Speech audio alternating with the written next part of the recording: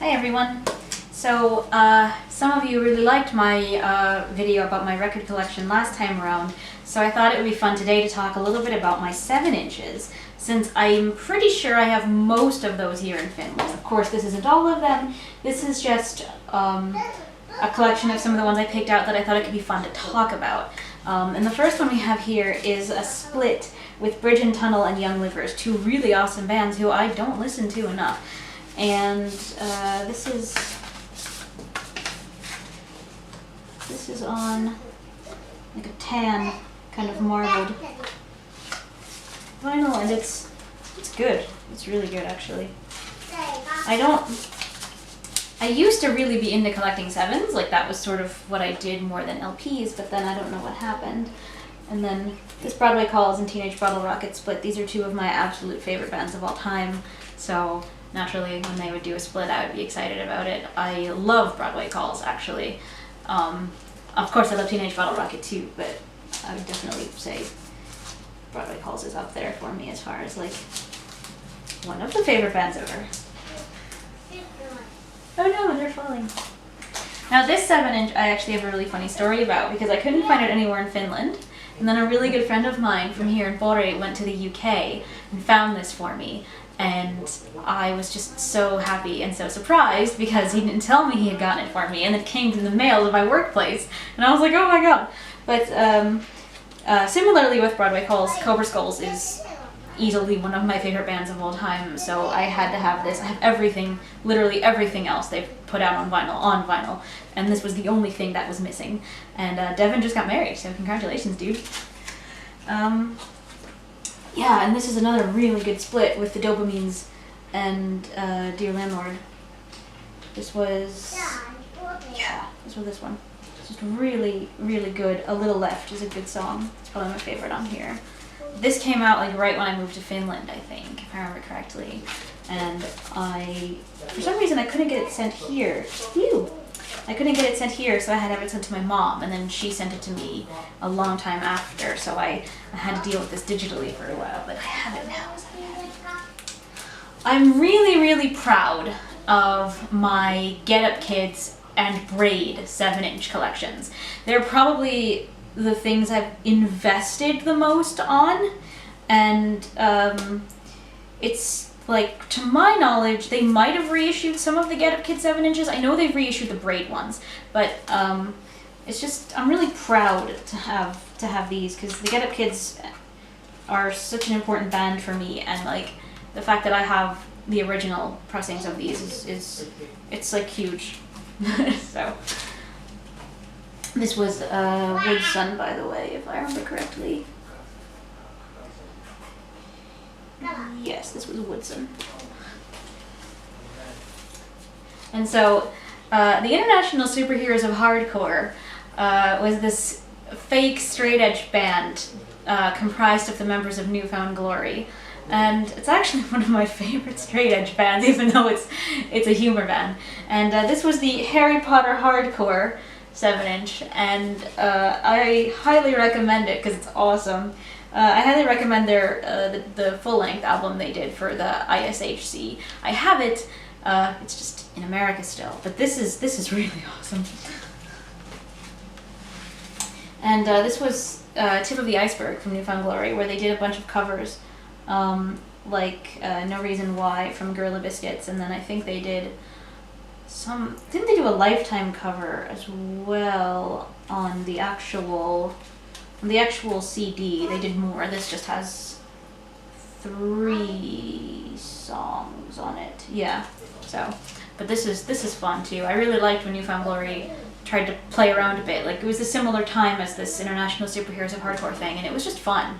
Like, it's really, for me, when bands try to kind of do something new and also not be too serious, like, I really appreciate it, because I think sometimes, myself included, we can be really kind of kept up and sort of occupied with the seriousness of all of this, and I think when people try to have fun, at the end of the day, it's just pop punk anyway, so like, it's meant to be fun. It's not meant to be super fucking, like, you know, musical and important. Sometimes you just have to have fun. No Trigger is this one, and yeah, they're a band from Massachusetts that I really like. I got into them kind of late, I think, as with a lot of other people. They were on hiatus when I found them, but then they reunited and put out some new music, and I think they've actually been to Europe since, but not Finland, of course. No one visits us. Yeah, Get Up Kids and Coalesce, again, like, really, really proud of my acquisitions. They covered each other's songs on this, and that was really fun.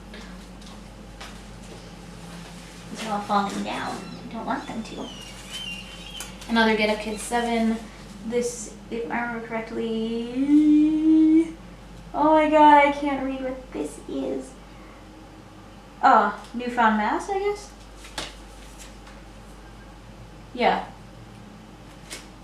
I can read Newfound Mass, so I guess it's that one. Really sad song, really powerful song if you take the context of all the other Get Up Kids lyrics about how awesome it is to live in Kansas, and yeah, it's just heavy. Heavy stuff. Ghost Mice and Taco Cat. I really like Ghost Mice a lot. I had like a folk punk phase thing going on for a while when I was like 18 or 19, and when I had discovered like Andrew Jackson Jihad and Ghost Mice and Defiance Ohio and stuff like that. So I've listened to this quite a lot, and it's pretty good, I would say. Yeah, so about my Get Up Kids and my Braid 7-inch sort of hoarding. One of these is a reissue and one of these is an original pressing. And this, I think, is the Polyvinyl did like a box, I think, or something of like, no wait, because I bought, it was like 2010 or 2009, Polyvinyl did like a Braid thing with like the albums and the 7s. And I own all of the 7 reissues that they did from the time, which is this was part of. But then I also have this one, which is original, and it's fun. I like Braid a lot. I have, as far as albums go, I think I have some original and some reissue, but mostly reissue because they were really hard to come by. Even though when I started collecting emo records, as I said in the last video, it wasn't super relevant and people didn't really care. They were still sometimes hard to find. 7 inches have always been easier for me.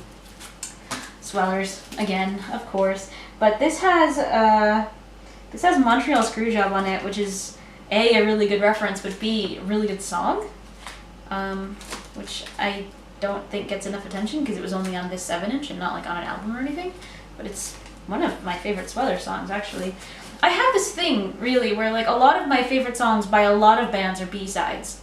But I don't know why that happens. This is a Texas is the Reason 7. I didn't talk about Texas is the Reason in the last video, and I don't know why. I should have, but really great band who inspired a lot of the bands that a lot of people my age, before they liked this kind of emo, before this got really sort of trendy and cool again, they listened to a lot of bands that were inspired by Texas is the Reason. I remember writing, on one of the tours I was on, I remember riding in the van and playing a Mineral song and then a Texas is the Reason song for the guys in the band. And they instantly were like, oh, this sounds like Saves the Day, and this sounds like this, and this sounds like that. And I was like, yeah, that's where it came from. The Gloria record was a side project of one of the guys from Mineral, and it's really, really awesome in my opinion. And yeah, this is a good 7. Everything I've noticed is just really, really awesome or really, really good. I guess it's better than being super negative. How much time do I have left?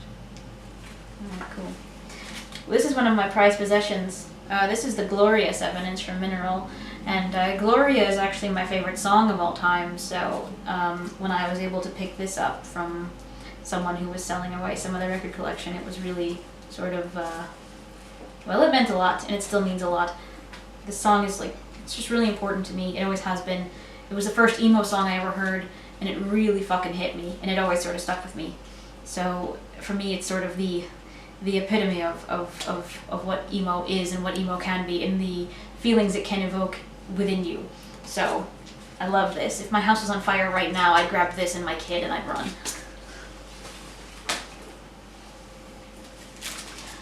This is a bit bittersweet. This is the Get Up Kids and Rocket from the Crypt split. And this is bittersweet for two reasons. One, when I was with my abusive shitbag of an ex, Rocket from the Crypt actually came to Tampere, which is only like an hour from here, but he didn't let me go. And I know it's probably hard for a lot of you to believe that at one point I let someone control me, but it's true. And that's one of my biggest regrets, is that I didn't go see Rocket from the Crypt when they were in Tampere. But another negative Rocket from the Crypt story I have is that I had my backpack stolen one summer when I was touring on Warped Tour, and one of the dudes that had been working at Vagrant for Vagrant Records at their tent had given me a copy of this and like a couple of other 7-inches that were in my backpack when it got stolen. And to be honest, like, there was money in there, there was my iPod, there was a lot of clothes, like there was a lot of stuff in there that I had accumulated from that tour that was irreplaceable, really. And of course there was like $200. I was most upset about this. And like I know what happened, I don't want to get into it. I wrote to the people that had my bag and I was like, can you please just mail me the vinyl? I never got it back though, but luckily I was able to get my hands on this one. Oh. Okay. So the Atom Age was this band that played at Cafe Metro, which was this venue sort of near where I lived.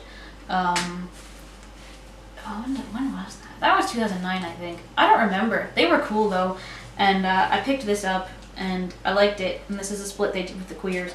And yeah, they're really good. Like, I don't know, are they still touring? No, they are still touring, because I have the one dude on Facebook, and they're still doing stuff, which is great, because they were really fun and really good live. The Sidekicks are another really good band. I picked this up, I want to say this was the Menzingers Hold On Dodge release show that I got this. And they're still touring, the Sidekicks. I saw on Facebook, I think they were going with somebody. Was it even Captain We're Sinking? I don't know. But they're a really good band, and this is really good. So. Smart Bomb. Totally underrated. Like, absolutely underrated as a band. I'm really happy I own this. And this is on the back here, Prevail Within, which I haven't listened to that side, so I don't know. I only bought this for the Smart Bomb factor, because I like Smart Bomb. And these 7, they're falling down. About the music industry again, I had to bring this in, because last time, of course, I mentioned them, and this is really pretty. That's the other reason I like this. Of course, the song is good, but this is really pretty. It reminds me of this one sweater I have. It's a good sweater. Bedford was just like one of those random sort of bands that was out in the late 90s, I want to say. I have a lot of like these kind of 7s, like the sort of obscure emo bands of the time, because for a while that was my hobby, kind of, was like researching these bands that didn't get quite as big as, you know, Get Up Kids and Braid and Promise Ring and stuff like that. So I own a lot of obscure emo 7s, and if you're watching this and you have obscure emo 7s that you don't care about, send them to me, because I will appreciate them. This means a lot to me. This is a jukebox single of the A-Teens' Mamma Mia that Antti, the same one who gave me the Horse Attack Squad LP from the last video, gave me. And this comes full circle for me, because if you guys have seen my previous video about Westlife, you know that I have this weird sort of thing for like cheesy European pop. And the fact that I have cheesy European pop on vinyl, it just makes all of my daughters sad. She wants to be held. The fact that I have obscure random European things on vinyl just makes me happy. I have an A1 12-inch of the song If Only with Almighty mixes on it, and it's just like, every time I can find stuff like this, I'm really happy. This was the Andrew Jackson Jihad and Cobra Skulls thing where they did the Under the Influence. And it was funny, actually. I saw Andrew Jackson Jihad, I think not too long after this came out, and people were... Oh. I saw Andrew Jackson Jihad not too long after this came out, and people were yelling, because they didn't really have a set list. They sort of had like a little bit of a plan, but it was mostly just like they played what you called out, and people kept calling for Two-Headed Boy, and they wouldn't play it. And that actually, I liked that. Their reasoning was that the song sort of overshadowed the band, and I agreed. I agreed. I was glad they didn't play it. Of course, like, it's a great fucking song, but, you know, when you go to see a band, unless they do like a really unique or a really interesting cover of something, I'm sort of always more about the original. And Andrew Jackson Jihad has so much fucking fantastic original music that they don't need to do covers. Oh yeah, Cheap Girls and Noise by Numbers. Two really good bands. I, at one point, was also purchasing basically everything Cheap Girls was doing, similarly with Owen, because I really, really like their style. I've sort of fallen out a bit, like, with what they've been up to recently, just because when you have a kid and stuff, like, especially when you don't actually live in the States anymore, it's really hard to keep up on what's happening and what's new. So I've lost track of, like, a lot of bands and what members of those bands are doing now musically, which sucks because I'd like to get back into it. It was such a big part of my life for so long, and now I just feel like a sellout or something because I just go to work and go home and fucking do whatever. But yeah, this is really good, and Noise by Numbers is pretty good too. And I saved this one for last because it's really special to me, because one of the first friends I ever met in Finland, his name is Sasha, he gave this to me. And I mean, every time I get gifted a record, it means a lot to me just because it's you know, something that they think I would like, and the fact that they thought about me long enough to ponder something I might be into, and sort of had that sort of thought process going, it means a lot. And especially when Sasha was basically one of the first people I met when I moved here. So this is always going to be really, really special in that way. So thanks, dude.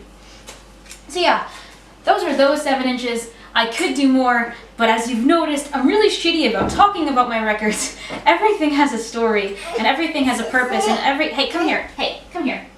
Come here. Everything has a purpose, and everything belongs. So, thank you for watching, and again, send me obscure emo 7s. I will listen to them and talk about them. Thank you.